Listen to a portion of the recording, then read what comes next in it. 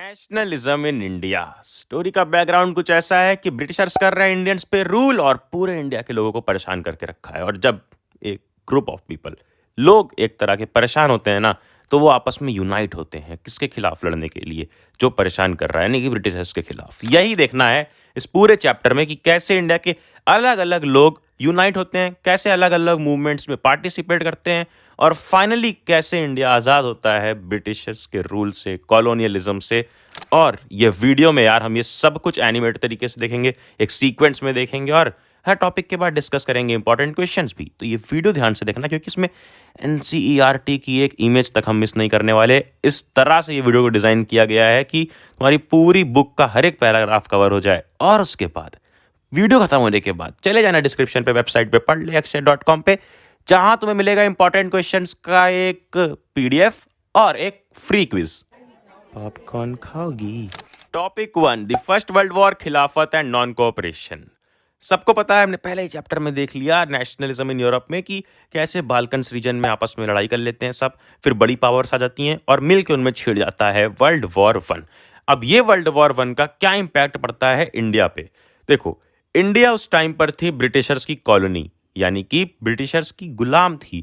तो अब ब्रिटिशर्स अपनी कॉलोनी का यूज करेंगे, ज्यादा से ज्यादा उसका यूज कर सकेंगे कि कैसे इससे मैं फायदा ले सकूं। और इस फायदे के चक्कर में इंडियंस का काफी नुकसान होता है, यानी कि वर्ल्ड वॉर 1 की वजह से इंडियंस का काफी नुकसान होता है। यही हमें देखना है 5 पॉइंट में, जिसको याद करने के लिए हम निमोनिक लिप्सी, LIPSI, उसके पहले पॉइंट्स याद करने से पहले एक बार देख लो स्टोरी की हुआ क्या। देखो, ब्रिटिशर्स लड़ रहे हैं वर्ल्ड वॉर। अब वर्ल्ड वॉर लड़ रहे हैं तो उसके लिए चाहिए काफ़ी ज़्यादा पैसा, क्योंकि सोल्जर्स में भी पैसा लगेगा, जो वॉर के इक्विपमेंट्स रहेंगे उसमें पैसा लगेगा।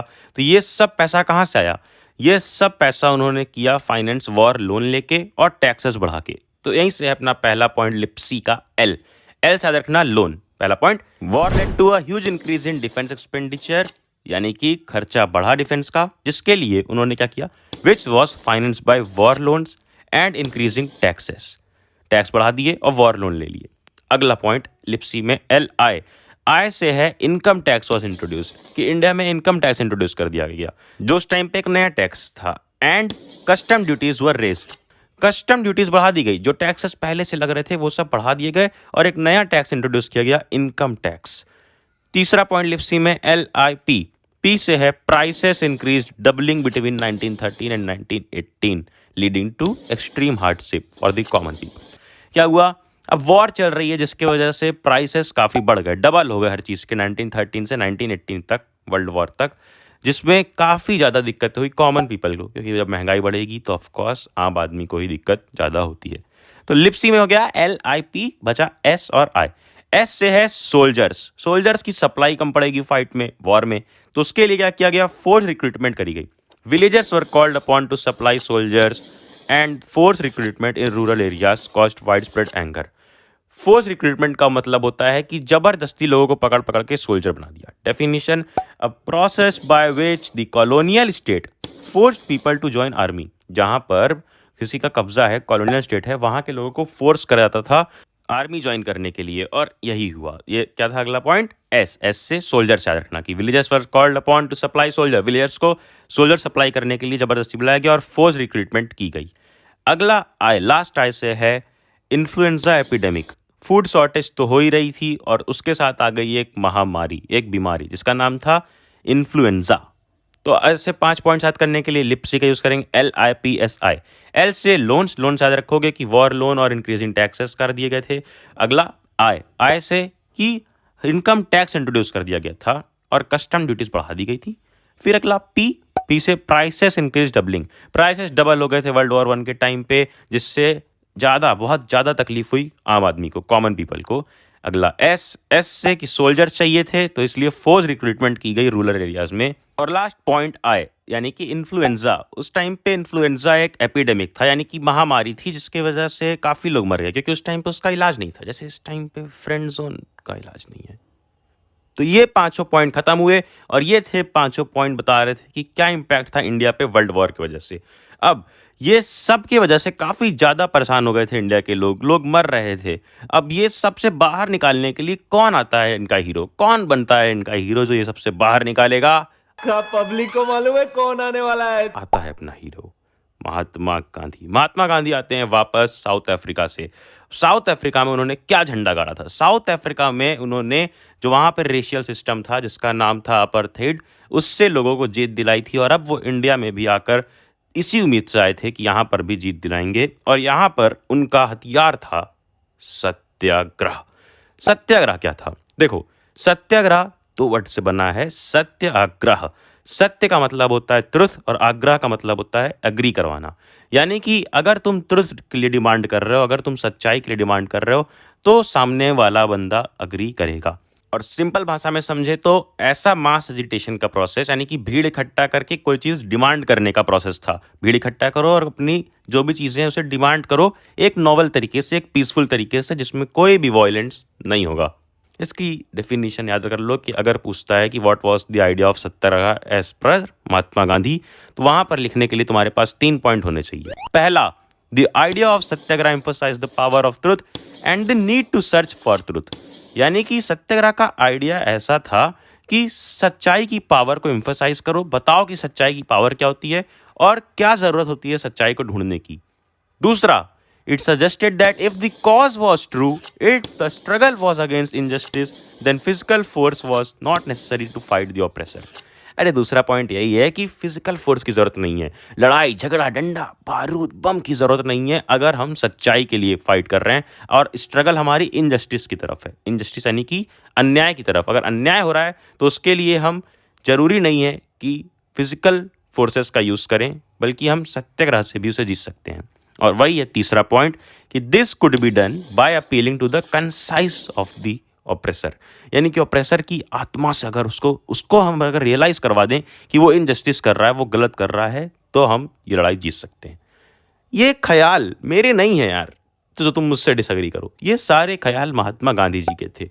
उनके सत्याग्रह का यही मेथड था। तो उन्होंने स्टार्ट किया अपना सत्याग्रह, यानी कि उनका अपना हथियार। पहला सत्याग्रह वो इंडिया में आके करते हैं 1916 में, फिर 1917 में, फिर 1918 में और फिर 1919 में भी। तो ये सब कुछ का आता है एक बढ़िया सा खूबसूरत सा मैप का क्वेश्चन। तो पहला आएगा कि 1916 में उन्होंने कहाँ पे किया, उसको मार्क करो। तो 1916 में उन्होंने किया था बिहार में। बिहार में एक जगह है चंपारण, जो बिहार के मुझे मालूम होगा, कमेंट करके बताना। चंपारण में वो क्यों करते हैं सत्याग्रह, किस चीज़ के खिलाफ? वहाँ पर यार पीसेंट्स को काफ़ी स्ट्रगल हो रही थी ऑप्रेसिव प्लांटेशन सिस्टम की वजह से। क्योंकि प्लांटेशन सिस्टम में भी ब्रिटिशर्स का काफ़ी रूल था कि यहाँ पर प्लांटेशन कर सकते हैं, यहाँ पे एंट्री नहीं कर सकते हैं, बहुत सारे डिफरेंट रूल्स थे। तो उन सब के लिए लड़ने के लिए 1916 में चंपारण बिहार में उन्होंने किया सत्याग्रह। देन 1917 में फिर सत्याग्रह किया, किसके लिए? गुजरात में किया, पीसेंट्स को सपोर्ट करने के लिए। गुजरात में कहाँ पे? खेड़ा डिस्ट्रिक्ट में। याद रखना, मैप पे मार्क करने को आएगा तो 1916 अगर मार्क करना है तो बिहार पे मार्क कर दोगे, गुजरात में 1917 में मार्क करोगे। और देन 1918 में वो जाते हैं अहमदाबाद, और अहमदाबाद में किसके लिए करते हैं सत्याग्रह? अरे कॉटन मिल वर्कर्स के लिए, यानी कि कॉटन के मिल में जो वर्कर्स काम कर रहे थे उनके लिए ऑर्गेनाइज करते हैं 1918 में।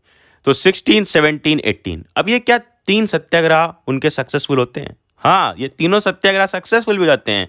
तो ये सत्याग्रह जब तीनों सक्सेसफुल होते हैं तो 1919 में वो डिसाइड करते हैं कि एक नेशन वाइड सत्याग्रह करेंगे। अभी तक तो ये अलग अलग प्लेस पे जा रहे थे, 16 में बिहार, 17 में गुजरात, 18 में अहमदाबाद। बट अब उन्होंने सोचा कि एक नेशन वाइड, पूरे नेशन में हम एक सत्याग्रह लॉन्च करेंगे। किसके खिलाफ?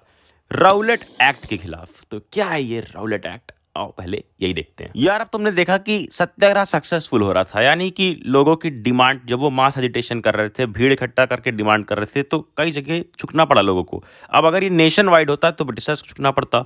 तो ब्रिटिशर्स ने बिना इंडियन मेंबर्स से कंसर्न किए बहुत ही जल्दबाजी में ये लॉ ला दिया था, राउलेट एक्ट, जो अलाउ कर रहा था वहाँ पर ब्रिटिशर्स को डिटेंशन कर लेना, यानी कि कैद कर लेना पॉलिटिकल लोगों को विथआउट ट्रायल, यानी कि बिना कोर्ट ले जाए, बिना चेक किए कि हाँ उसने क्या एलिगेशंस लगे हैं उस पर, क्या उसने सच में गिल्टी है या नहीं है, ये सब बिना चेक किए उठाओ पकड़ो और 2 साल के लिए अंदर डाल दो।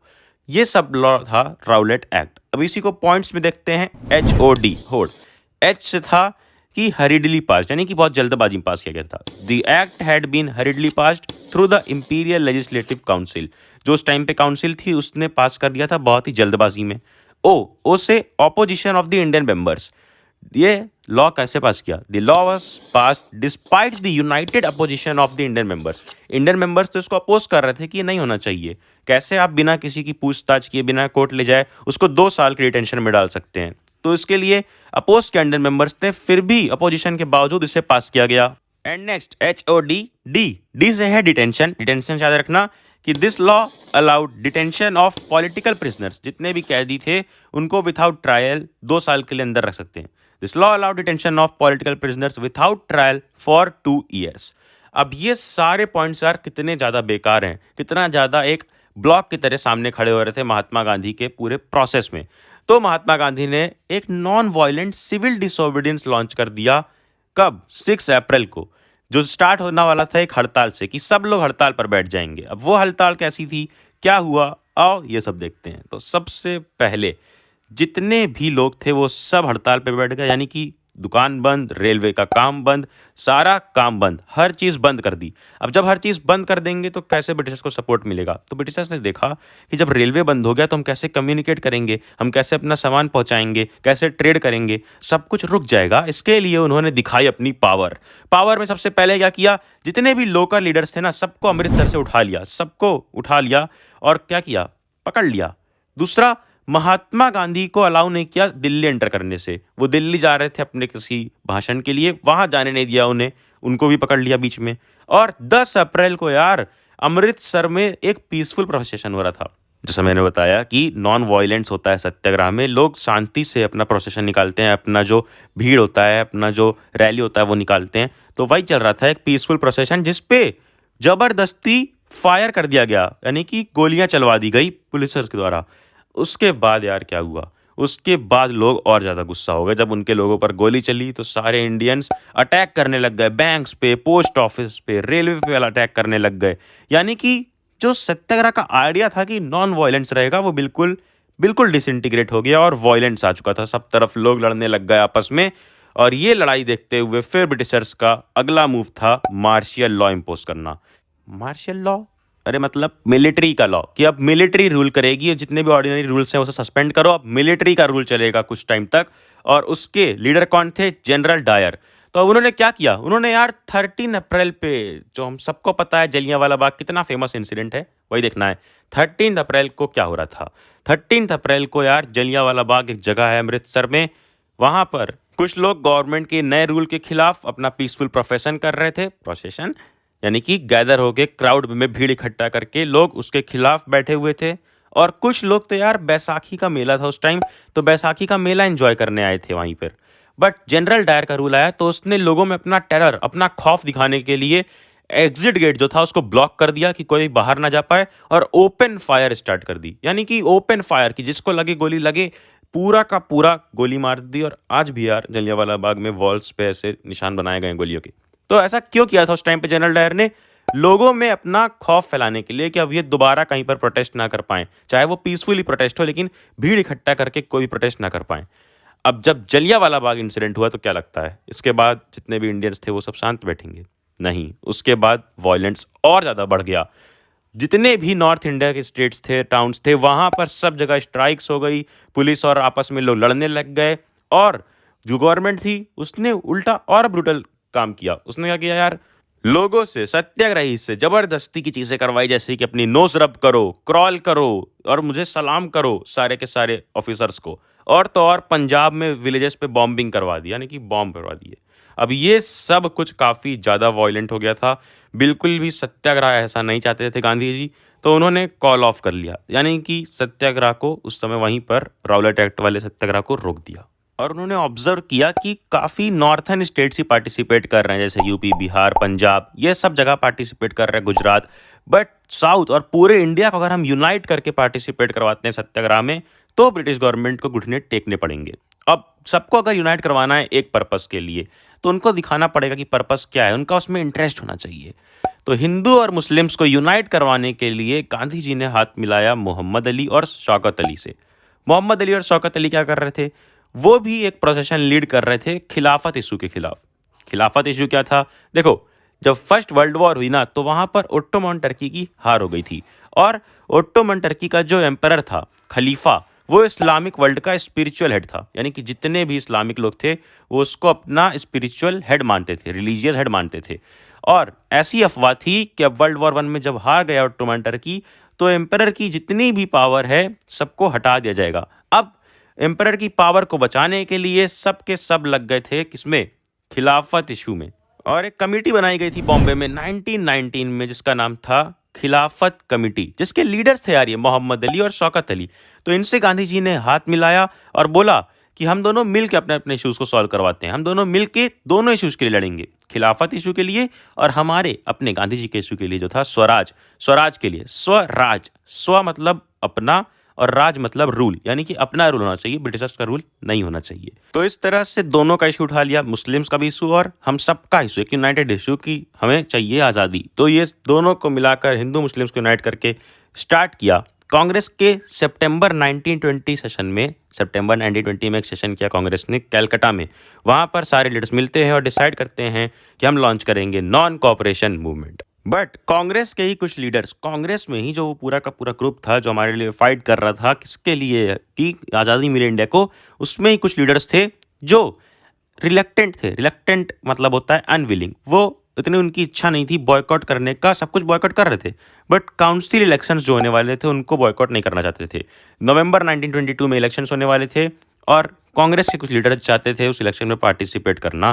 तो इसकी वजह से आपस में थोड़ी सी भिड़ंत हो गई कि हाँ पार्टिसिपेट करो या ना करो। और फाइनली दिसंबर 1920 में नागपुर में कांग्रेस का एक सेशन हुआ जिसमें कॉम्प्रोमाइज़ हुआ और सब के सब रेडी हो गए थे नॉन कोऑपरेशन मूवमेंट में हिस्सा लेने के लिए। तो अब हम देखेंगे कि कैसे मूवमेंट में लोगों ने पार्टिसिपेट किया, कौन से अलग अलग लोगों ने, अलग अलग ग्रुप ऑफ पीपल ने कैसे कैसे पार्टिसिपेट किया। उसके पहले जान जाओ कि ये नॉन कोऑपरेशन मूवमेंट है क्या। नॉन कोऑपरेशन, कोऑपरेशन का मतलब क्या होता है? यानी कि मिलकर काम करना। अरे जैसे एक अगर मशीन चलती है, कार अगर चलती है तो उसके चारों पहिए आपस में कोऑपरेट करते हैं, उसका इंजन कोऑपरेट करता है, तब जाकर वो मशीन आगे बढ़ पाती है। उसी तरीके से गांधी जी का मानना था कि ब्रिटिश रूल यहाँ पर तभी चल पा रहा है जब हम कोऑपरेट कर रहे हैं। ब्रिटिश रूल कैसे चल रहा है? उनकी दी हुई हमने टाइटल्स ले रखी है। उन्होंने अगर कहीं टीचर बना दिया तो हम टीचर बने हुए हैं, उन्होंने रेलवे में काम दे दिया तो हम रेलवे में काम कर रहे हैं, उन्होंने कहा कि हमारे गुड्स एंड सर्विसेज का यूज़ करो, यानी कि हमारे इंग्लिश स्कूल में अपने बच्चों को पढ़ाओ, हमारा इंग्लिश गुड खरीदो, इंग्लिश कपड़े पहनो, तो हम उनको सपोर्ट कर रहे हैं, तभी वो यहाँ पे रूल कर पा रहे हैं। तो गांधी जी का मानना था कि अगर हम बिल्कुल नॉन कोऑपरेशन ला दें, बिल्कुल कोऑपरेट ना करें, तो ये रूल, ब्रिटिश रूल खत्म हो जाएगा। तो नॉन कोऑपरेशन खिलाफत मूवमेंट, क्या नाम है? नॉन कोऑपरेशन खिलाफत मूवमेंट। खिलाफत वाला इशू भी लिया गया था कि हिंदू मुस्लिम यूनाइट करके इसमें पार्टिसिपेट करें, इसलिए नॉन कोऑपरेशन खिलाफत मूवमेंट स्टार्ट होता है जनवरी 1921 में। अब अलग अलग लोग कैसे इसमें पार्टिसिपेट करते हैं देखते हैं। सबसे पहला टाउन्स में कैसे, यानी कि टाउन मतलब कि सिटीज़ में लोग कैसे पार्टिसिपेट करते हैं। सबसे पहले जो मिडिल क्लास की जो लोग होते हैं ना, जैसे कि टीचर जो हैं गवर्नमेंट में, लॉयर्स जो हैं, वो सब क्या कर रहे हैं, सबसे ज़्यादा ज़रूरी जो था, क्या बोला था गांधी जी ने कि उनके गवर्नमेंट जॉब्स में मत एनरोल करो। तो उन्होंने जो जो टीचर्स थे गवर्नमेंट में वो सब छोड़ देते हैं, यानी कि जो टीचर स्कूल में पढ़ा रहे थे वो छोड़ देते हैं, जो लॉयर्स वर्क कर रहे थे कोर्ट में वो छोड़ देते हैं, और यहाँ तक कि काउंसिल इलेक्शंस भी बॉयकॉट किए जाते हैं। हर प्रोविंस में, हर जगह पर इलेक्शन भी बॉयकॉट कर दिया जाता है, बस एक जगह छोड़ के, मद्रास में, जहाँ पर जस्टिस पार्टी थी, नॉन ब्राह्मण्स की पार्टी थी, उन्होंने कुछ पावर गेन करने के लिए काउंसिल इलेक्शन में पार्टिसिपेट किया था जो सिर्फ नॉन ब्राह्मण्स को अलाउ किया जाता था। तो यहाँ से एक एमसीक्यू बनता है बस कि जस्टिस पार्टी किसकी पार्टी थी, तो एमसीक्यू मार कर देना नॉन ब्राह्मण्स की। और क्या किया गया देखो, 2 पॉइंट याद कर लेना से। पहला, 1000 of students left the government controlled schools and colleges, headmasters and teachers resigned. दूसरा point, lawyers gave up their legal practices. तीसरा पॉइंट कि council elections were boycotted in most provinces except Madras where the justice party, the party of non Brahmans were there. और अगला point कि foreign goods were boycotted, liquor shops picketed, यानी कि foreign goods, बाहर के सामान हमने बिल्कुल बंद कर दिए थे यूज़ करना, और लिकर शॉप्स यानी कि शराब की शॉप थी उसको पिकेट किया गया। पिकेट का मतलब होता है देखो, अ फॉर्म ऑफ डिमॉन्स्ट्रेशन और protest by which people block the entrance to a shop, factory और ऑफिस, यानी कि वहाँ लिकर शॉप के सामने लोग खड़े हो गए, अंदर एंट्री नहीं करने गई, जो लोग चाहते भी थे एंटर करना उन्हें भी एंट्री मिल रही, यानी कि काम कराना ही बिल्कुल बंद करा दिया। और इंपोर्ट उस वजह से गिर गया, जब लोग पहनेंगे ही नहीं कपड़ा तो इंपोर्ट भी फॉरेन क्लोथ का कम हो गया, बिल्कुल हाफ हो गया 1921 और 22 में। और last 5th point Indian merchants and traders refuse to trade in foreign goods और फाइनेंस फॉरेन ट्रेड। ना फॉरेन गुड्स में ट्रेड करेंगे, ना फॉरेन का ट्रेड हम फाइनेंस करेंगे, ना पैसे देंगे, ना गुड एक्सचेंज करेंगे। फॉरेन की जितनी भी चीज़ें सब हम बिल्कुल डिस्कार्ड कर देंगे। मजा आया। तो 5 पॉइंट इसके बना के तुम लिख देना अगर पूछता है कि how the movement unfold in the city, in the towns.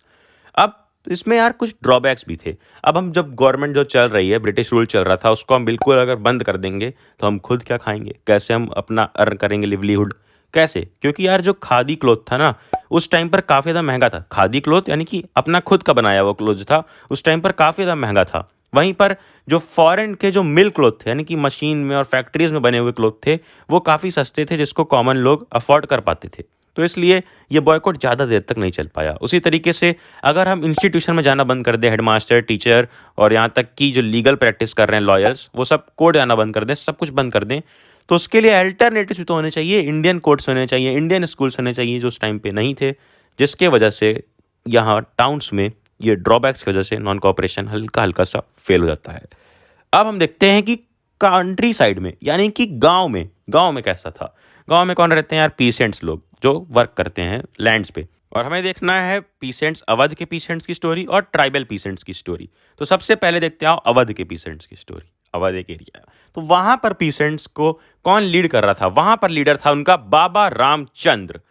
ये आदमी जो एक सन्यासी था पहले, अब यहाँ पर आकर लीड कर रहा था लोगों को। किसके मूवमेंट में, किसके अगेंस्ट? तलुकदार्स और लैंडलॉर्ड्स के अगेंस्ट, जो ज़्यादा टैक्सेस मांगते थे, हाई रेंट्स मांगते थे, बिगाड़ करने पे फोर्स करते थे। बिगाड़ का मतलब होता है कि काम करवाते थे और पैसा नहीं देते थे। तो ये सब लोगों के खिलाफ उनका क्या था? प्रोटेस्ट था। तो अब तुम यहाँ पर रियलाइज़ करो कि ये जो अवध के पीसेंट्स थे, इन्हें कोई आज़ादी बहुत नहीं चाहिए ब्रिटिशर्स से। इनका तो लड़ाई किसके खिलाफ है? बाबा रामचंद्र लीड कर रहे हैं। इनकी लड़ाई है सिर्फ उन लोगों के खिलाफ, उन लैंडलॉर्ड्स के खिलाफ जो इनसे ज़्यादा टैक्स मांग रहे हैं और पैसा नहीं दे रहे हैं काम करने का। तो सबका अलग अलग मीनिंग था नॉन कॉपरेशन का। नॉन कॉपरेशन में जैसे टाउन्स में तुमने देखा कि लोग पार्टिसिपेट नहीं कर रहे थे, कहाँ पर? स्कूल में, और फॉरेन गुड्स नहीं ले रहे थे, ट्रेड नहीं कर रहे थे। यहाँ पर गांव में इनका सबका अलग मीनिंग था। इनको कोई ब्रिटिशर से लड़ाई नहीं करनी, इनको लैंडलॉर्ड्स के खिलाफ लड़ाई है जो इनसे ज़्यादा टैक्स ले रहे हैं। अगली चीज़, जब ये सब चीज़ हो रही थी तो अक्टूबर में औध किसान सभा सेटअप की गई, जिसके लीडर कौन थे? जवाहरलाल नेहरू और बाबा रामचंद्र और कुछ और। तो याद रखना कि औध किसान सभा किसने सेटअप की? जवाहरलाल नेहरू, बाबा रामचंद्र और कुछ और लीडर्स ने। तो ऐसे करते करते 300 ब्रांच सेटअप कर दी गई विलेजेस में, जो पीसेंट्स की समस्या सुनते थे, उनकी समस्या सॉल्व करते थे। बट अब जब समस्या सॉल्व कर रहे थे तो पीसेंट्स के अंदर भी पावर आ गई। उन्होंने क्या किया? उन्होंने अपना ही वायलेंस शुरू कर दिया। वो जाकर तलुकदार, लैंडलॉर्ड से सबके यहाँ जा जाकर लूट मचाने लग गए और सब कुछ लूटने लग गए, अपने मन का करने लग गए और बोलने लग गए कि गांधी जी ने बोला है कि टैक्स नहीं देना है। यानी कि बिना बोले गांधी जी के नाम का भी बिल्कुल तुम्हारी फीलिंग्स की तरह मिसयूज होने लग गया था।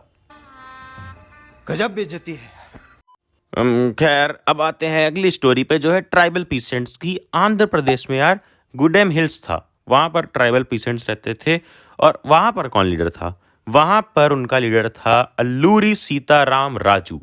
तो ये चीज़ें याद रखना, एमसीक्यू से 1 वर्ड में आ सकता है कि यहाँ पर अवध में पीसेंट्स का लीडर कौन था? बाबा रामचंद्र। और यहाँ ट्राइबल पीसेंट्स का गुडेम हिल्स में आंध्र प्रदेश में कौन लीडर था?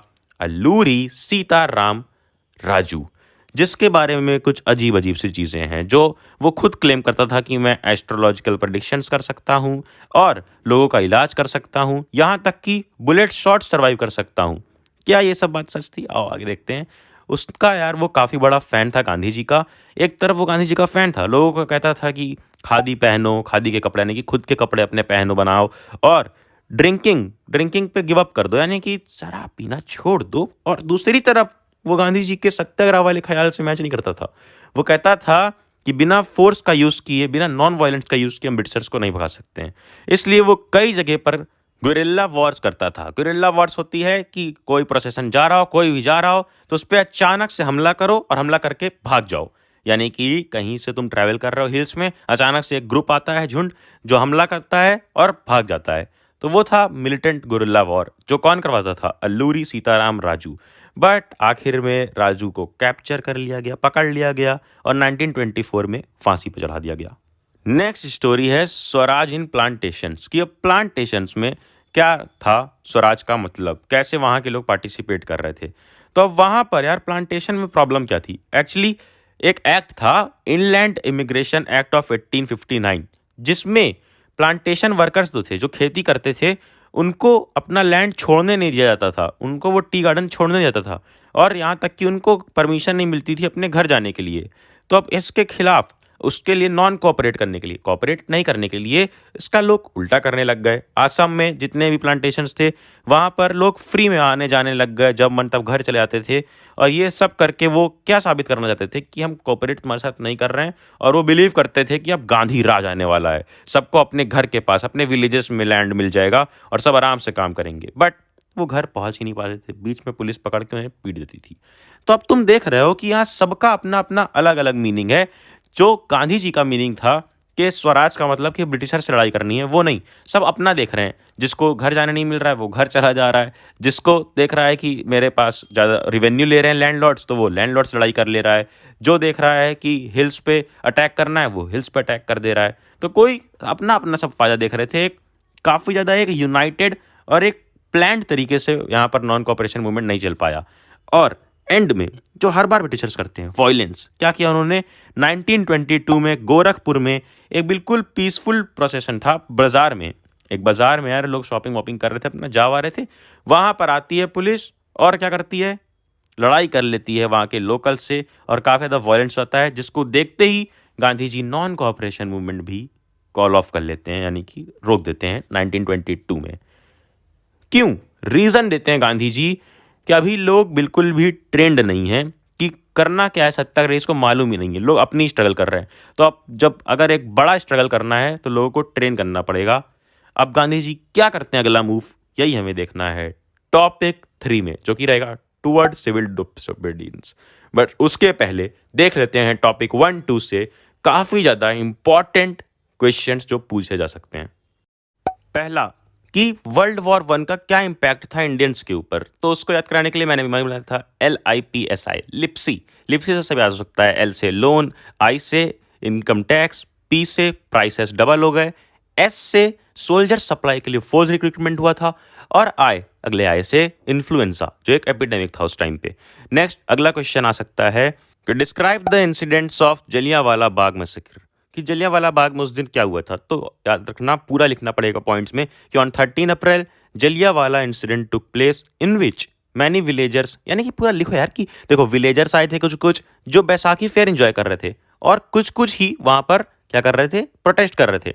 बट जो बैसाखी फेयर एंजॉय करने आए थे उनको पता नहीं था कि यहाँ पर क्या चल रहा है। इस टाइम मिलिटेंट रूल चल रहा है, जनरल डायर का रूल चल रहा है। तो जनरल डायर ने एग्जिट गेट ब्लॉक करवा के ओपन फायर करवा दी, इसमें हंड्रेड्स लोग मारे गए थे।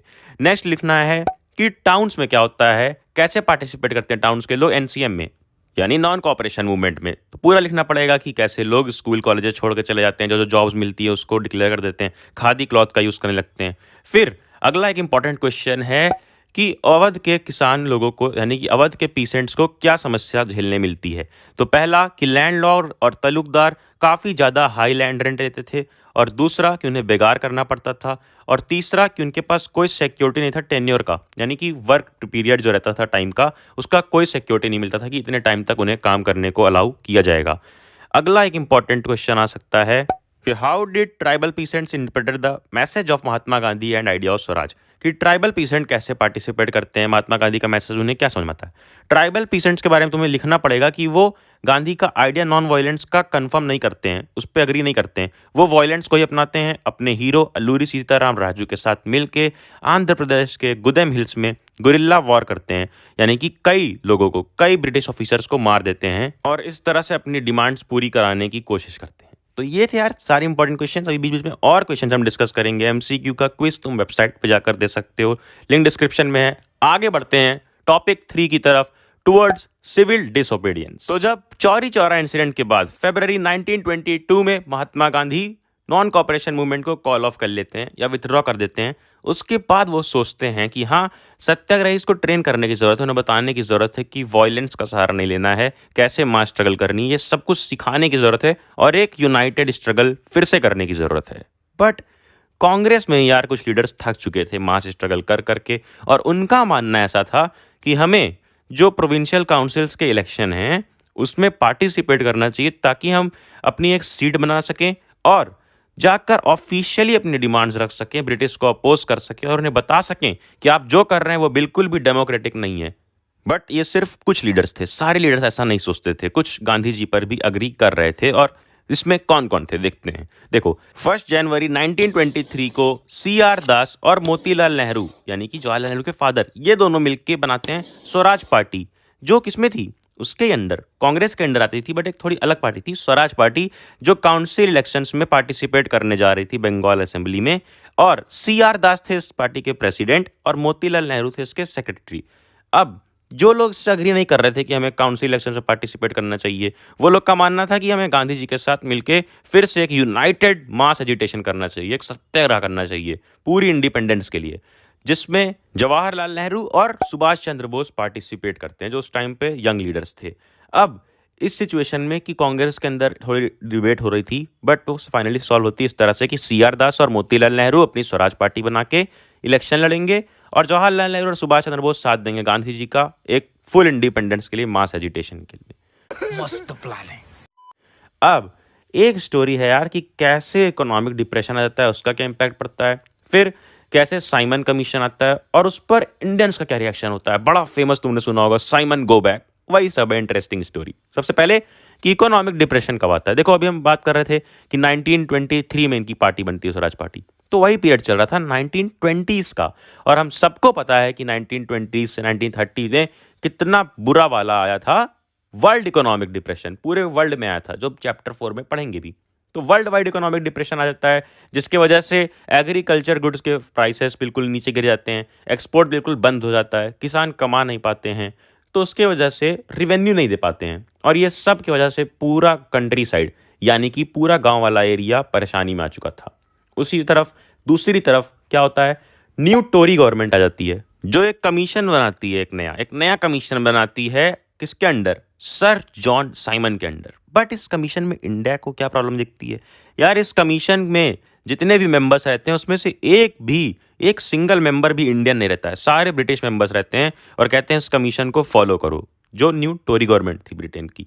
अब इस कमीशन के खिलाफ 1928 में इंडियंस ने काफी अच्छा स्लोगन निकाला कि go back Simon, Simon go back, और सबने बोला कि हम ये चीज एक्सेप्ट नहीं करेंगे। अब इसके लिए, इसके अगेंस्ट में ब्रिटिश सरकार ने, लॉर्ड इरविन आते हैं, लॉर्ड इरविन अक्टूबर 1929 में एक नया ऑफर देते हैं इंडियंस को कि तुम ले लो डोमिनियन स्टेटस और आओ मिलकर डिस्कस करते हैं इंडिया का फ्यूचर, एक राउंड टेबल कॉन्फ्रेंस में, कि एक मीटिंग में, यानी कि इसमें कुछ कुछ स्टेट्स तुम खुद रूल करोगे, कुछ कुछ स्टेट्स पे ऑटोनोमस रूल होगा, ऐसा कुछ वो लोग मिल के अपने बीच में डील रखते हैं, जिसका नाम था डोमिनियन स्टेटस।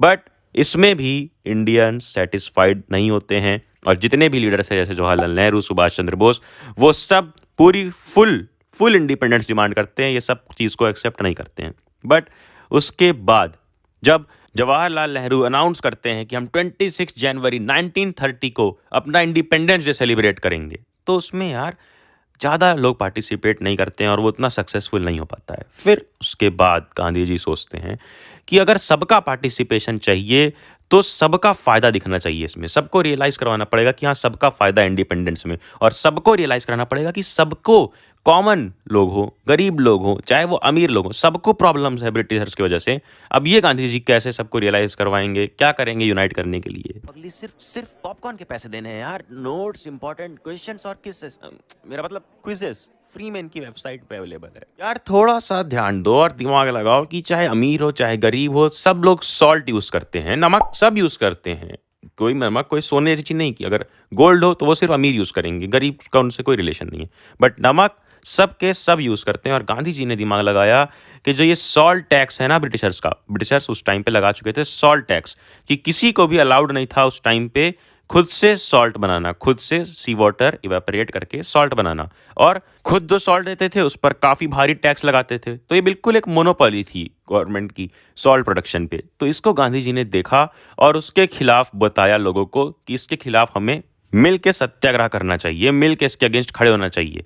तो 31 जनवरी 1930 को, वो उसी को जो लॉर्ड इरविन ने क्या दिया था, लॉर्ड इरविन ने उसने बोला था कि डोमिनियन स्टेटस ले लो, राउंड टेबल कॉन्फ्रेंस कर लो, मीटिंग कर लो। बट गांधी जी ने उसी को 31 जनवरी 1930 को वॉइस रॉय इरविन को एक लेटर भेजा जिसमें 11 डिमांड्स थी और ये सब डिमांड जनरल इंटरेस्ट की थी और अलग अलग क्लासेस की डिमांड रखी थी, क्योंकि गांधी जी ने क्या सोचा था कि सबको इंक्लूड करना है, गरीब अमीर अलग अलग हर क्लास को एक यूनाइटेड मूवमेंट अगर चाहिए तो सबकी डिमांड्स पूरी होनी चाहिए।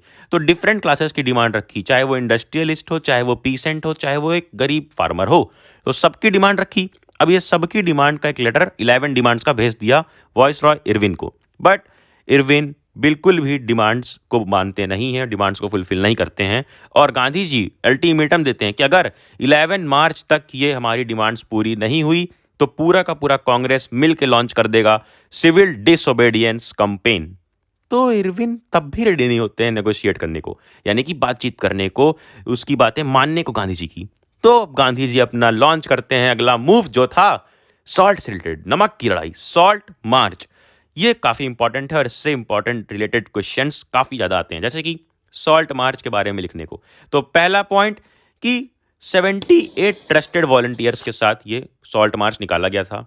ये मार्च 240 माइल्स तक थी, यानी कि 240 माइल्स दूरी पे कि यहाँ से लोग चलेंगे गांधी जी के आश्रम से, साबरमती में जो आश्रम था वहाँ से लोग चलकर जाएंगे कहाँ तक, गुजरात के कोस्टल टाउन दांडी तक।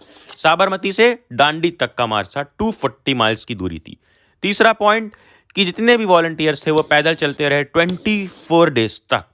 और फोर्थ पॉइंट, 24 डेज का मतलब कि 10 miles a day. Fourth point रहेगा कि लोग थाउजेंड्स के लोगों में, थाउजेंड्स की पॉपुलेशन में लोग आते थे और गांधी जी को सुनते थे, जहां भी वो लोग रुकते थे गांधी जी की स्पीच को सुनते थे। और लास्ट फिफ्थ पॉइंट, 6 अप्रैल को, देखो स्टार्ट कब हुई थी, स्टार्ट हुई थी 12 मार्च 1930 और फाइनली ये सारे के सारे चलते हुए जाकर पहुंचते 24 डेज के बाद 6 अप्रैल को दांडी, और वहां पर जाके वॉयलेट करते हैं लॉ को। कौन से लॉ को? सॉल्ट लॉ को। सॉल्ट लॉ क्या था यार कि सॉल्ट पे टैक्स हम लगाएंगे भारी और सिर्फ हम ही सॉल्ट का प्रोडक्शन करेंगे। नहीं, इसको तोड़ते हैं गांधी जी दांडी के पास जाकर, सी वाटर को एवापोरेट, बॉईल करके सी वाटर को उबाल करके उसमें से निकालते हैं नमक और तोड़ते हैं ब्रिटिश का ये लॉ। तो ये था पूरा सॉल्ट मार्च के बारे में पॉइंट्स। याद रखना, पहला पॉइंट कि मार्च स्टार्ट हुई 12 मार्च 1930 में जिसमें 78 वॉलंटियर्स थे। दूसरा पॉइंट कि मार्च गांधी जी के साबरमती आश्रम से दांडी तक गई जो गुजरात में था। तीसरा पॉइंट, 24 डेज तक वॉलंटियर्स पैदल चलते रहे, यानी कि approx 10 miles a day. Fourth point कि जहां भी गांधी जी रुकते थे थाउजेंड्स में लोग आकर उनकी बातें सुनते थे, समझते थे। और फिफ्थ पॉइंट, लास्ट पॉइंट कि 6 अप्रैल को, याद रखना 6 अप्रैल को गांधी जी पहुंचते हैं दांडी और वायोलेट करते हैं सॉल्ट लॉ, सॉल्ट बनाकर, खुद सॉल्ट का प्रोडक्शन करके। अब यहां से स्टार्ट हो चुका था सिविल डिसोबीडियंस मूवमेंट। तो ये नॉन कॉपरेशन मूवमेंट से कितना अलग है? नॉन कॉपरेशन मूवमेंट और सिविल डिसोबीडियंस मूवमेंट में क्या डिफरेंस है? ये एक डिटेल्ड आंसर भी आता है कभी कभी 5 मार्क्स का, तो आओ देखते हैं इसके 5 पॉइंट्स। सबसे पहला कि नॉन कॉपरेशन मूवमेंट लॉन्च हुआ था सितंबर 4 1920 में और फरवरी 4 1922 को खत्म हो जाता है। सिविल डिसोबीडियंस मूवमेंट कब स्टार्ट हुआ? अभी ना यार, मार्च 12 में, जब Gandhi ji salt march start करते हैं मार्च 12 1930 में। अब नॉन कॉपरेशन मूवमेंट में क्या था यार कि कॉपरेट नहीं करना है, गवर्नमेंट के साथ कॉपरेट नहीं करना है। वहीं सिविल डिसोबीडियंस मूवमेंट में सिर्फ कॉपरेट ना करने की बात नहीं थी, कॉपरेट भी ना करो और जो उनके ब्रिटिशर्स के बनाए हुए रूल्स हैं, लॉज हैं, उनको तोड़ो। जैसे गांधी जी ने सॉल्ट लॉ जाकर तोड़ा, खुद से सॉल्ट बनाया। तीसरा पॉइंट कि काफ़ी ज़्यादा स्केल पे पार्टिसिपेशन मुस्लिम वर्कर्स का नॉन कॉपरेशन मूवमेंट में देखने को मिला था, बट सिविल डिसोबीडियंस मूवमेंट में उतने ज़्यादा मुस्लिम्स पार्टिसिपेट नहीं करते हैं। क्यों? अभी ये हम आगे देखेंगे, अभी पॉइंट्स देख लो। फोर्थ पॉइंट कि नॉन कॉपरेशन मूवमेंट रिस्ट्रिक्टेड रह जाता है नॉर्थ इंडिया साइड और वो सिर्फ और सिर्फ कुछ ही एरिया में रहता है इंडिया के, बट सिविल डिसोबीडियंस मूवमेंट पूरा मास पार्टिसिपेशन होता है और पूरा इंडिया पार्टिसिपेट करता है। फिर नॉन कॉपरेशन मूवमेंट 1922 में कॉल ऑफ कर लिया गया था, किसकी वजह से? चौरी चौरा इंसिडेंट की वजह से, जो 4 फरवरी 1922 में होता है। वहीं सिविल डिसोबीडियंस मूवमेंट कब विथड्रॉ हुआ अभी हम आगे देखेंगे, जो था गांधी इरविन पैक्ट के बाद। अब आओ चलो देखते हैं कि सिविल डिसोबीडियंस मूवमेंट में कैसे कैसे लोग पार्टिसिपेट करते हैं। जैसे हमने देखा ना कि नॉन कॉपरेशन मूवमेंट में कैसे अलग अलग लोग पार्टिसिपेट कर रहे थे, वैसे ही हम देखेंगे कि अब सिविल डिसोबीडियंस मूवमेंट कैसे लोग पार्टिसिपेट कर रहे थे। बट उसके पहले वापस चलते हैं एक बार थोड़ा सा सॉल्ट मार्च की तरफ। ये रही एक इमेज भी उसी टाइम की, और याद रखना कि डांडी मार्च भी इसी को बोलते थे, सॉल्ट मार्च को ही डांडी मार्च बोलते थे, जिसमें 78 वॉलंटियर्स थे। अब जैसा गांधी जी ने कहा था कि नॉन कॉपरेशन में हम सिर्फ कॉपरेट नहीं कर रहे थे, बट सिविल डिसोबीडियंस मूवमेंट में हम सॉल्ट लॉ हो या फिर कोई भी ब्रिटिशर्स का लॉ हो उसे हम वायलेट करेंगे, यानी कि लॉस को तोड़ेंगे। तो क्या किया लोगों ने, गांधी जी के सॉल्ट बनाने के बाद अब अलग अलग कंट्री के पार्ट में, अलग अलग पार्ट्स में लोग खुद भी सॉल्ट बनाना शुरू कर दिए, तो सॉल्ट लॉ वायलेट हो गया। फिर फॉरेन क्लॉथ को बॉयकॉट कर दिया, और लिकर शॉप्स यानी कि शराब की दुकान को पिकेट कर दिया। पिकेट का मतलब बताया था मैंने, किसको रोक दिया, उसमें लोगों को आना जाना बंद करा दिया। फिर पीसेंट्स जो थे यानी कि किसान थे, उन्होंने रिवेन्यू देने से मना कर दिया, यानी कि जो टैक्सेस का रूल था, टैक्सेस का लॉ था, उसको भी ब्रेक कर दिया। और जो विलेज के ऑफिशियल्स थे उन्होंने रिजाइन कर दिया, अपनी प्लेस से हट गए, फॉरेस्ट लॉज तोड़ दिए। और तो और जो फॉरेस्ट लॉ था कि अंदर टाइम पे जाना है, एक एरिया रिस्ट्रिक्टेड है उसमें नहीं जाना है, उस रिजर्व फॉरेस्ट एरिया में भी लोग घुस गए और लकड़ियां कलेक्ट की, अपने कैटल को ग्रेस करवाया, यानी कि भेड़ बकरियां भी चराने लग गए। तो सारे लॉज लोग तोड़ने लग गए। अब क्या ब्रिटिशर्स इसको आराम से बैठ के देखेंगे कि भाई तू तोड़, मैं कुछ और कर लेता हूँ? नहीं, ब्रिटिशर्स ने किया रिप्लाई। क्या किया रिप्लाई में? सबसे पहले अरेस्ट करना स्टार्ट कर दिया कांग्रेस के लीडर्स को, वन बाय वन। और जब अब्दुल गफ्फार खान, जो काफ़ी ज़्यादा इंपॉर्टेंट पर्सन थे महात्मा गांधी के लिए, उनको, अब्दुल गफ्फार खान को जब अरेस्ट किया जाता है 1930 में, अप्रैल 1930 में, तो सारे का सारा क्राउड आ जाता है सड़क पर पेशावर के, और बिल्कुल अपने गोलियां खाने को रेडी हो जाता है। कई लोगों को गोलियां भी लगती है। ये देखो एक इमेज, पुलिस क्रैकडाउन ऑन सत्याग्रही, यानी कि सत्याग्रह पे पुलिस गोलियां चला रही थी, मार रही थी, पीट रही थी, फिर भी लोग आग चुके थे, उतर चुके थे। किसके बाद? अब्दुल गफ्फार खान के अरेस्ट के बाद। और कई सत्याग्रही को पकड़ लिया गया, उसमें वुमेन भी थी, बच्चे भी थे, लगभग 1 लाख लोगों को अरेस्ट किया गया था उस टाइम पर। ये बहुत बड़ी बात थी।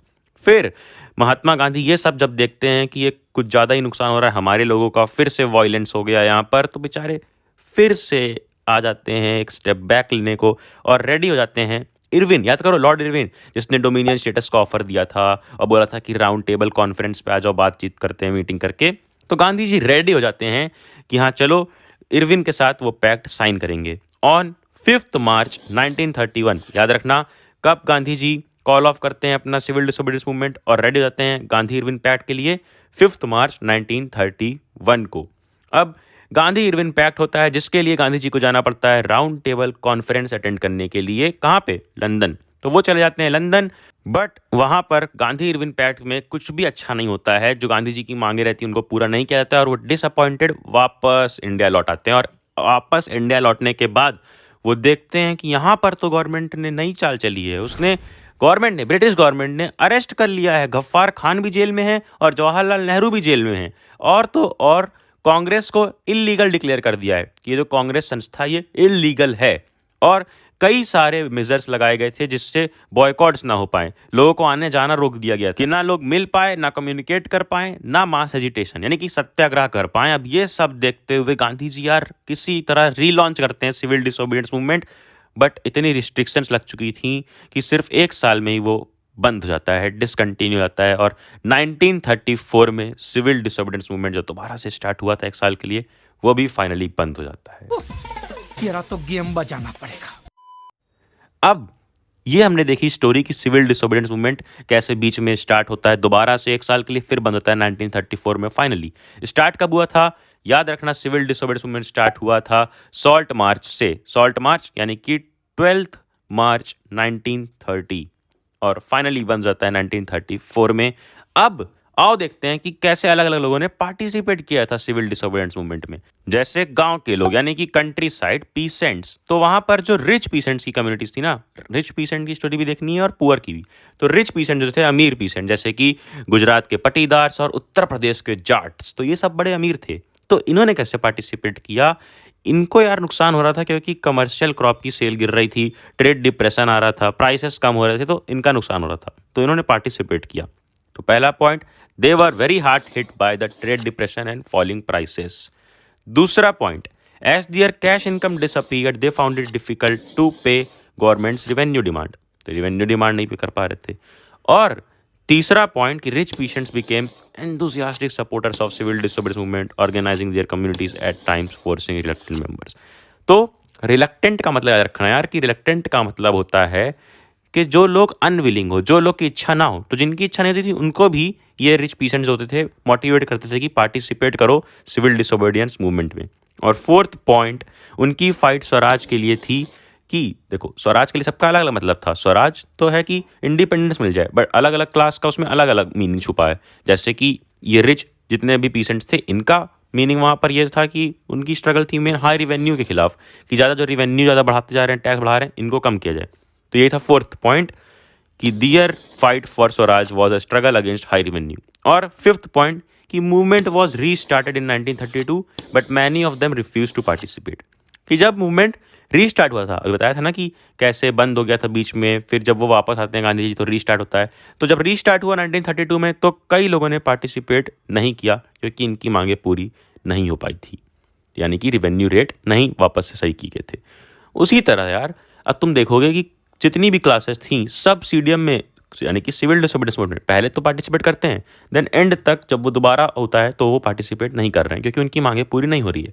जैसे कि ये स्टोरी है पुअर पीसेंट्स की, गरीब पीसेंट्स की।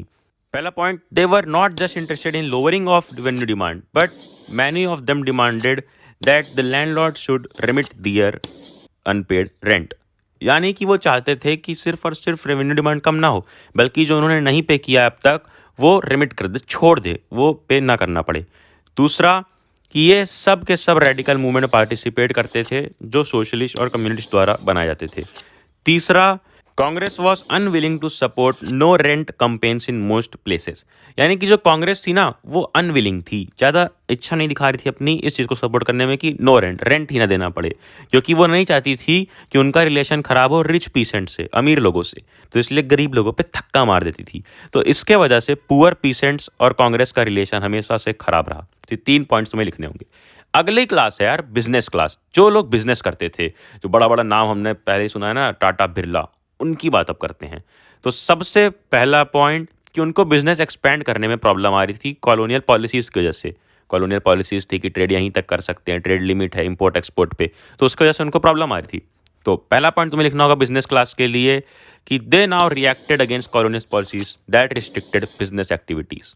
दूसरा point, they wanted protection against imports of foreign goods, कि जो इंपोर्ट हो रहा है उस पर प्रोटेक्शन चाहिए था उनको।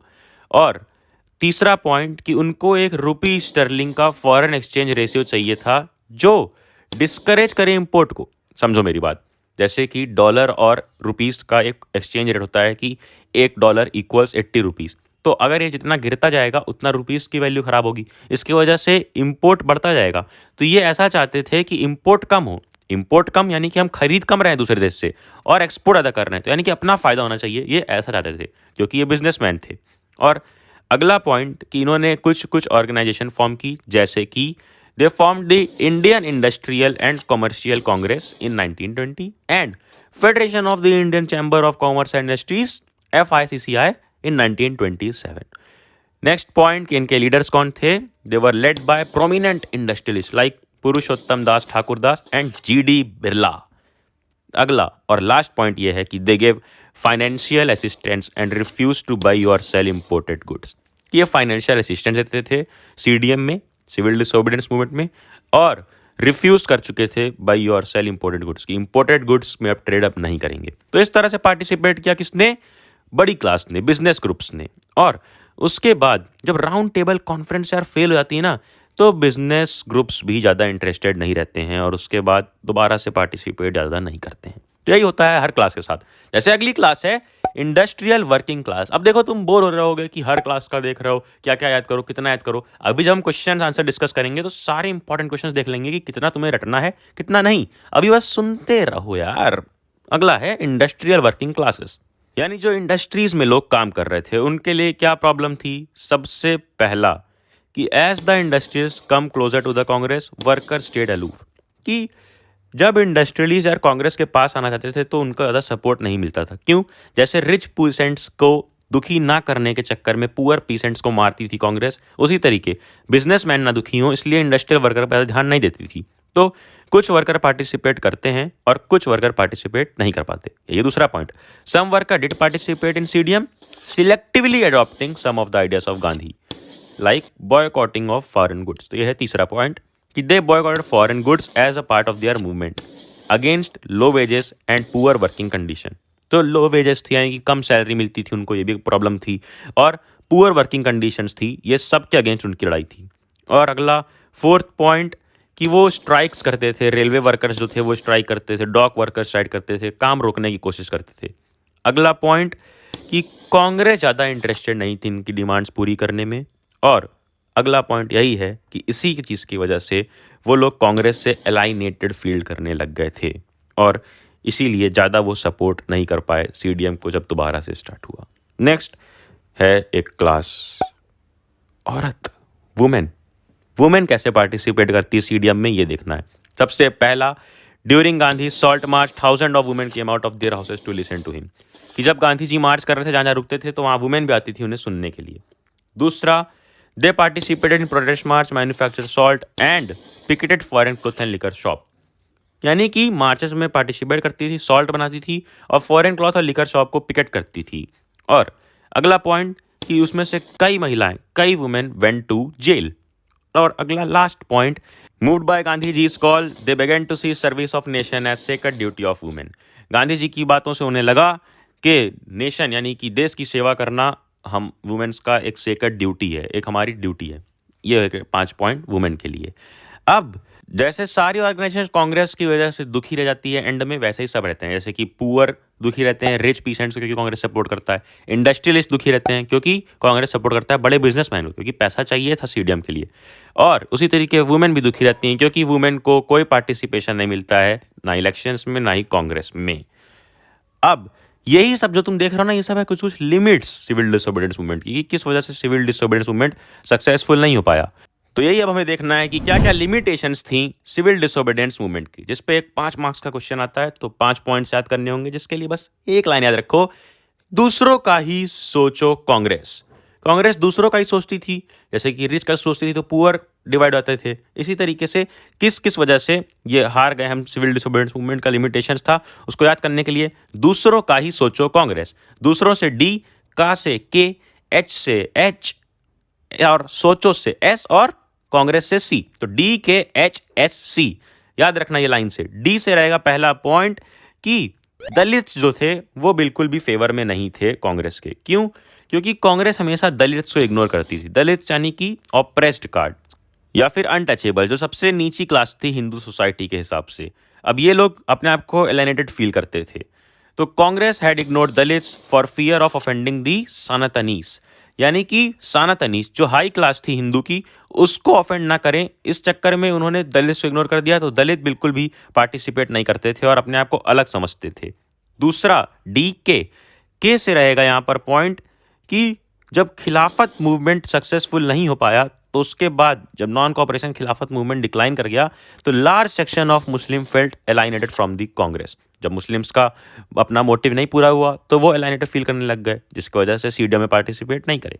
डी के एच, दूसरों का ही सोचो कांग्रेस में। एच से मतलब है, एच का मतलब है हिंदूज, यानी कि जब पार्टिसिपेशन होता था कहीं भी तो हिंदूज का ज़्यादा सपोर्ट था कांग्रेस को। तो कांग्रेस हमेशा हिंदू महासभा और हिंदू के ही रिलीजियस प्रोसेशन को फेवर करती थी। और जब मुस्लिम्स ने अपनी एक सेपरेट इलेक्टोरेट की डिमांड की, तो वहाँ पर एमआर जैकर ने बिल्कुल उसको अपोज कर दिया और इस वजह से मुस्लिम्स एलाइनेटेड फील करने लग गए थे। नेक्स्ट, डी के एच एस, एस से है सोसाइटी, कि इंडियन सोसाइटी डिवाइड हो गई थी कास्ट पे, सोशल नॉर्म्स पे, इकोनॉमी पे, लाइंस पे, कई की वजह से डिवाइड हो गई। ये पॉइंट है कि civil disobedience divided the Indian society on basis of caste, social norms, economy and caste, religion. तो ये सब के बेसिस पर जब डिवाइड हो गई सोसाइटी, तो सब लोग का पूरा पार्टिसिपेशन नहीं आया। अगला पॉइंट डी के एच एस सी, सी से पॉइंट रहेगा कि जब क्लैशेस होने लग गए, कम्युनल क्लैशेस, यानी कि लड़ाई होने लग गई आपस में, तो लोग कहाँ से यूनाइट होकर सपोर्ट कर पाएंगे किसी चीज़ के लिए। तो ये थे 5 पॉइंट जो लिमिटेशंस थे सिविल डिसोबीडियंस मूवमेंट के, जिसको याद करने के लिए बस एक लाइन, दूसरों का ही सोचो कांग्रेस। अब यार जो दलित्स की बात हुई ना, कि दलित्स को बहुत ज़्यादा ऑप्रेस्ड लोग फील कराते थे, अनटचेबल फील कराते थे, तो वो लोग सोसाइटी में अपने आप को सोसाइटी का हिस्सा मानना ही बंद कर चुके थे। तो अब कैसे उनको लोगों को उठाने के लिए गांधी जी ने क्या क्या किया? तो महात्मा गांधी ने यार सबसे पहले उनको नाम दिया कि वो दलित नहीं बल्कि वो हैं हरिजन, यानी कि चिल्ड्रन ऑफ गॉड्स। और उनको जो चीज़ें मना थी, जो नॉर्मल चीज़ जैसे टेम्पल्स में जाना और पब्लिक वेल से पानी लेना, टैंक, रोड्स, ये सब जो मना था ना, वो सब में एंट्री दिलवाई। He secured them entry into temples, access to public wells, tanks, roads and schools. और third, he himself cleaned toilets to dignify the work of Bhangi. यानी कि जो लोग समझते थे ना कि ये अनटचेबल्स का काम है, नीच लोग का काम है, छोटे लोग करेंगे, तो वो सब खुद गांधी जी करने लगे, खुद टॉयलेट साफ किया, ये सब चीज़ें की और बताया कि ये कोई ऐसा नहीं है कि सिर्फ छोटे लोगों का काम है और ना ही कोई काम छोटा है, और बहुत काफ़ी ज्ञान व्यान दिया। तो ये 3 पॉइंट लिख देना। अगर पूछता है कि गांधी जी ने दलित्स की अपलिफ्टमेंट के लिए क्या किया, तो 3 पॉइंट रहेगा। पहला कि उनको अनटचेबल्स नहीं, उनको हरिजन बुलाया, यानी कि चिल्ड्रन ऑफ गॉड। और दूसरा कि उनको एंट्री दिलवाई टेम्पल्स में, पब्लिक वेल में एक्सेस दिलवाई कि कुएं से पानी निकाल सकें, स्कूल्स में एंट्री दिलवाई। तीसरा कि वो खुद जाकर टॉयलेट का काम करने लग गए, सफाई का काम, कि लोगों को बता सकें कि ये कोई छोटे लोगों का काम नहीं है। और नेक्स्ट, जब देखा गया कि जो दलित्स हैं उनका भी एक लीडर आ रहा है, उसकी भी कुछ डिमांड्स हैं, तो उनसे भी गांधी जी ने बात की और हुआ पूना पैक्ट ऑफ सितंबर 1932।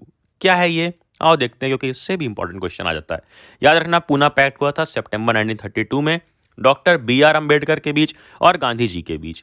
तो हुआ क्या कि डॉक्टर बी आर अम्बेडकर का मानना था कि हमें चाहिए एक सेपरेट इलेक्टोरेट, यानी कि हमारा अपना अलग से इलेक्शन हो और जहां पर सिर्फ हमारे ही लोग वोट करें इलेक्शन में। तो वैसी चीज़ जब गांधी जी ने सुनी, तो गांधी जी का मानना था ये करने पे पूरा का पूरा यूनिफिकेशन का प्रोसेस छोटा हो जाएगा, स्लो हो जाएगा, और ये लोग अपने आप को और अलग मानने लग जाएंगे सोसाइटी से। इसलिए गांधी जी ने जब ये बात सुनी कि ब्रिटिशर्स डॉक्टर भीमराव अम्बेडकर की बात मानने लग जा रहे हैं, तो तुरंत वो बैठ गए फास्ट अंटिल डेथ, कि जब तक मेरी मौत नहीं होगी तब तक मैं फास्ट बैठ रहूंगा, वरना मेरी बात मानो। और गांधी जी तो काफ़ी बड़े सेलिब्रिटी थे, काफ़ी बड़े नाम थे, तो उनकी डेथ हो जाती, तो इसलिए उनकी पोजीशन को देखते हुए अम्बेडकर जी को पीछे हटना पड़ा और उन्होंने आकर उनकी बात मानी। दोनों ने मिलकर फैसला लिया कि उनके लिए एक रिजर्व्ड सीट रहेगी। क्या रहेगी? रिजर्व्ड सीट रहेगी प्रोविंशियल और सेंट्रल लेजिस्लेटिव काउंसिल्स में। तो इससे दोनों लोग में सहमति हुई और साइन हुआ पूना पैक्ट ऑफ सितंबर 1932। इस पे अगर मेन फीचर्स लिखने को आता है कभी कभी क्वेश्चन कि describe main features of Poona pact, तो 3 पॉइंट लिख देना। पहला, it reserved seats for depressed classes in provincial and central legislative councils. दूसरा, the seats were reserved but the contestants would be voted through general electorates instead of separate electorates. कि जो separate मांग रहे थे ना कि सेपरेट सिर्फ हमारे लोग वोट करें, ऐसा नहीं, जनरल कंटेस्टेंट उसमें इलेक्शन में पार्टिसिपेट करेंगे। और तीसरा पॉइंट कि Dalits gave up the demand for separate electorate upon Gandhi ji insistence. Gandhi was worried that separate electorate would hinder complete integration of Dalits in society.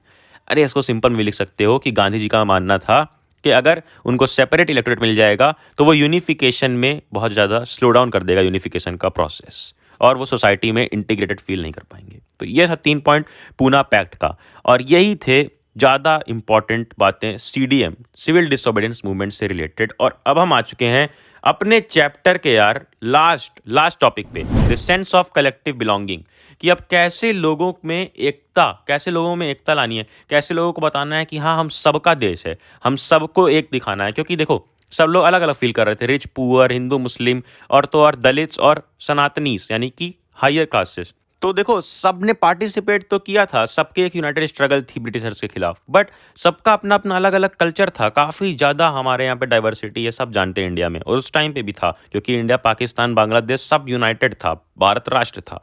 अब ये टाइम पर कैसे लोगों को यूनाइट कराना है, उसके लिए कल्चर का ही यूज़ किया गया। जैसे कि पेंटिंग्स वगैरह बनाई गई, हमने देखा था ना नेशनलिज्म इन यूरोप वाले चैप्टर में कि कैसे एलेगरी का यूज़ होता है। तो यहाँ पर भी सबसे पहला पॉइंट है, the identity of India came to be visually associated with the image of Bharat Mata. Bharat माता की इमेज बनाई गई जिससे लोग अटैच कर पाते थे खुद को। और याद रखना, फर्स्ट पेंटिंग बनाई गई थी किसके द्वारा? बंकिम चंद्र चट्टोपाध्याय, BCC, बंकिम चंद्र चट्टोपाध्याय के द्वारा।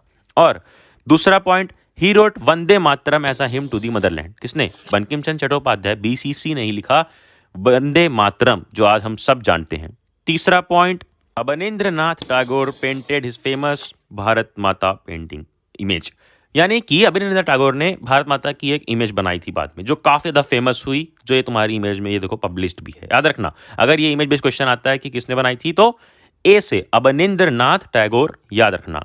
फिर आता है अपना 4th पॉइंट कि idea of nationalism also developed through a movement to revive Indian folklore. Indian folklores ने भी काफ़ी ज़्यादा मदद की। अब ये क्या होता है, यानी कि गाना बजाना, कहानी, किस्से, ये सब में किसने मदद की? रविंद्रनाथ टैगोर खुद जा के अलग अलग जगह से कलेक्ट करते थे फोकलोर। और बाद में नतेशा शास्त्री, ये है अगला पॉइंट, कि in Madras Natesa Sastri published a massive 4 volume collection of Tamil folk tales named the folklore of southern India. ये सारे पॉइंट्स आएगा अगर एग्जाम में, कि कैसे अलग अलग कल्चरल तरीके से और अलग अलग पेंटिंग्स, इमेजेस का यूज करके लोगों को यूनिफाइड किया गया, तो ये सारे पॉइंट्स लिखने होंगे। इसी में है अगला पॉइंट कि during the swadeshi movement in Bengal a tricolour flag red green and yellow was designed. और ऐसा नहीं जैसा हम अभी देखते हैं फ्लैग, उस टाइम पे अलग फ्लैग था, ऐसा बंगाल के टाइम पे। देन बाद में later Gandhi ji had decided the swaraj flag. फिर जो आज हम फ्लैग देखते हैं वो है स्वराज फ्लैग, जिसमें ट्राई कलर है, रेड ग्रीन वाइट, और बीच में एक स्पिनिंग व्हील, जो क्या दिखाता था, Gandhian idea of self help. वो स्पिनिंग व्हील दिखाता था कि हम खुद से चरखा चलाकर खुद अपना सारा काम स्वयं कर सकते हैं, हमें किसी भी चीज़ को इंपोर्ट करने की ज़रूरत नहीं है। तो ये सारे थे पॉइंट्स। कौन कौन से पॉइंट्स याद रखना? सबसे पहला पॉइंट कि क्या कैसे बीसीसी यानी कि बंकिम चंद्र चट्टोपाध्याय ने भारत माता की इमेज बनाई और उन्होंने वंदे मातरम लिखा। फिर अगला पॉइंट कि कैसे अवनींद्रनाथ टैगोर ने फेमस इमेज बनाई भारत माता की, जो ये इमेज दिख भी रही है। फिर तीसरा कि कैसे फोकलोर की मदद से नेशनलिस्ट मूवमेंट में हेल्प की गई। फोकलोर यानी कि कहानी, किससे सबसे फेमस, नतेशा शास्त्री का फोकलोर ऑफ साउदर्न इंडिया। अगला पॉइंट कि स्वदेशी मूवमेंट में बंगाल में एक ट्राई कलर फ्लैग था, रेड ग्रीन येलो का। देन बाद में गांधी जी ने स्वराज फ्लैग बनाया, जो ट्राई कलर था, रेड ग्रीन वाइट का, जिसके बीच में एक स्पिनिंग व्हील था। ये सारे पॉइंट्स थे यार, कि कैसे लोगों को यूनाइट कराने की कोशिश की गई। और बाद में एक और इमेज ये भारत माता की तुम्हें दिखती है। अब ध्यान से देखना थोड़ा, इस इमेज में तुम्हें लग रहा है ना कि ये हिंदू गॉडेस हैं, यानी कि ये हिंदू देवी हैं। तो यही हुआ इस टाइम पर भी, जब लोगों में नेशनलिज्म की फीलिंग फैलाई गई, उस टाइम पर भी देखा जा रहा था कि कई जगह हिंदू रिलीजियस को काफ़ी ज़्यादा ग्लोरीफाई किया जा रहा है, दिखाया जा रहा है कि वो बहुत आइकॉनिक हैं, जिसके वजह से फिर से मुस्लिम्स और other communities left out feel करने लग गई थी। और ये हमेशा इंडिया में समस्या बनी रही इस टाइप की। तो देखा गया कि डाइवर्स क्लास पार्टिसिपेशन हो रहा था, बट सबकी डाइवर्स एस्पिरेशंस और एक्सपेक्टेशन भी थी, कि लोग पार्टिसिपेट तो कर रहे हैं बट सबकी अपनी अपनी नीड्स हैं, सबकी अपनी अपनी एक्सपेक्टेशंस हैं। और एंड में देखा गया, एंड की जो तुम्हारी लाइन है ना बुक की, what was emerging was a nation with many voices wanting freedom from colonial rule. कि क्या इमर्ज हुआ, एक नेशन जिसमें कई सारी वॉइसेस हैं जो क्या डिमांड कर रही हैं, फ्रीडम फ्रॉम कॉलोनियल रूल। उस वॉइसेस में हिंदू भी हैं, मुस्लिम भी हैं, रिच भी हैं, पुअर भी हैं, बिजनेसमैन भी हैं और इंडस्ट्रियलिस्ट वर्कर्स भी हैं। देन बाद में 1942 में जुलाई 14 जुलाई 1942 में लास्ट मूवमेंट होता है इंडियन कांग्रेस द्वारा, क्विट इंडिया मूवमेंट, जिसमें कंप्लीट डिमांड की जाती है कि पूरा का पूरा इंडिया छोड़कर जाओ, हमें खुद देश चलाने आ गया है। और गांधी जी का उसी में फेमस आता है डू और डाई स्पीच। तो अगर क्वेश्चन आता है कि गांधी जी डू और डाई स्पीच कब बोलते हैं, क्या रखना, क्विट इंडिया मूवमेंट में, जो स्टार्ट हुआ था 1942 में। और इसके बाद भी ब्रिटिशर्स ने काफ़ी ज़्यादा फोर्स से रिस्पॉन्ड किया और यहाँ पर भी मूवमेंट को सप्रेस किया गया था, जिसमें 1 साल लग गया था और 1 घंटा लग गया है ये चैप्टर ख़त्म करने में। ये चैप्टर में हमने देखा कि कैसे अलग अलग ट्राइब्स के लोग यूनाइट होते हैं, कैसे लड़ते हैं ब्रिटिशर्स के खिलाफ और एंड में क्या होता है, कैसे क्विट इंडिया मूवमेंट पे आके ये चैप्टर ख़त्म होता है। इतनी थी स्टोरी इस चैप्टर में। अब हम देख लेते हैं, जैसे टॉपिक 1-2 के इंपॉर्टेंट क्वेश्चंस देखे, टॉपिक 3-4 के इंपॉर्टेंट क्वेश्चंस और कुछ इमेज बेस्ड क्वेश्चंस जो आ सकते हैं। सबसे पहला कि सॉल्ट मार्च के बारे में अगर लिखने को आता है, what was the features of salt march, तो बताया था मैंने 5 पॉइंट। पहला 78 ट्रस्टेड वॉलंटियर्स थे। दूसरा 240 माइल चलना था गांधी जी के साबरमती आश्रम से coastal town of Dandi Gujarat तक। फिर तीसरा कि they walked for 24 days about 10 miles a day. चौथा पॉइंट ये कि कई लोग आते थे बीच बीच में गांधी जी को सुनने, जहाँ पर भी वो रुकते बैठते और अपना आवाज़ देते, अपनी स्पीच देते। और लास्ट पॉइंट कि 6 अप्रैल को वो पहुंचते हैं डांडी और वहाँ पर सॉल्ट लॉ तोड़ते हैं। कैसे, सॉल्ट एवापोरेट करके सी वाटर से। फिर अगला अगर आता है इस पर क्वेश्चन कि लोगों ने कैसे कैसे पार्टिसिपेट किया, जैसे कि अगर मान लो आता है कि कैसे इंडस्ट्रियल वर्किंग क्लास ने या फिर वुमेन ने पार्टिसिपेट किया, तो वुमेन के 5 पॉइंट्स लिखने होंगे। अगर इंडस्ट्रियल क्लास का आता है तो उसके 5 पॉइंट्स लिखने होंगे। अगला इंपॉर्टेंट क्वेश्चन है कि सिविल डिसोबीडियंस की क्या क्या लिमिट्स थी, लिमिटेशंस थे, उस पर यार मैंने तुम्हें एक लाइन में याद कराया है कि दूसरों का ही सोचो कांग्रेस, DKHSC से तुम याद कर सकते हो। D से दलित्स कैसे अलग फील करते हैं, K से खिलाफत मूवमेंट के बाद मुस्लिम्स कैसे अलग फील करते हैं, H से हिंदू का ही साथ देती है, हिंदू महासभा का साथ देती है कांग्रेस, इसके वजह से मुस्लिम्स एलाइनेटेड फील करते हैं और मुस्लिम की जो डिमांड रहती है सेपरेट इलेक्टोरेट की, उसको MR जाकर मना कर देते हैं। अगला S से तुम्हारा रहेगा पॉइंट कि S से कैसे सोसाइटी में जो लाइन बढ़ जाती है कि अमीर गरीब इंडस्ट्रियल और ये, और कैसे क्लासेस में नॉर्म्स में जो लाइन बढ़ती है उसकी वजह से लोग यूनाइटेड तरीके से पार्टिसिपेट नहीं करते। और C से है कम्युनल क्लासेस कि कैसे अलग अलग कम्युनिटीज़ आपस में लड़ जाती हैं, कम्युनल क्लासेस या राइट्स होने लग जाते हैं।